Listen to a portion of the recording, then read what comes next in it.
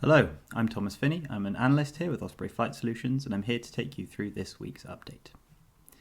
Over the last week, a total of 2,065 incidents have been registered by the Osprey system, and the analysis team has published 39 alerts, of which 8 were critical.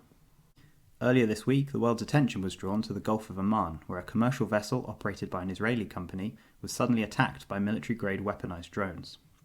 The attack, which caused extensive damage to the vessel and led to the deaths of Romanian and UK citizens, has since been linked to Iran, despite it denying any involvement. In response, the US and UK have condemned the incident and have vowed to formulate some form of response. On its part, Israel is likely to be more assertive in its next steps.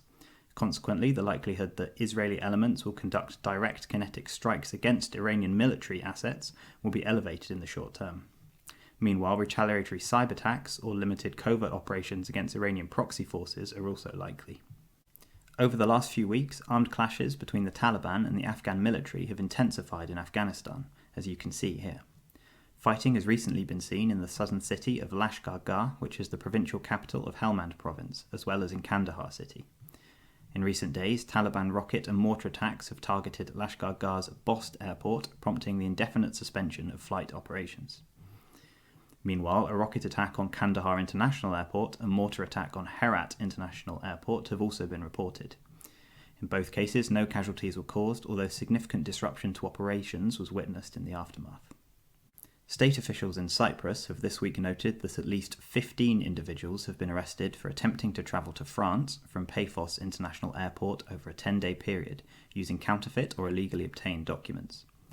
In each case, criminals are thought to have utilised low airfares from Paphos to Paris and Marseille to send migrants from African states to Western Europe. Their fraudulent documents are likely to have also been provided by groups specialising in people smuggling.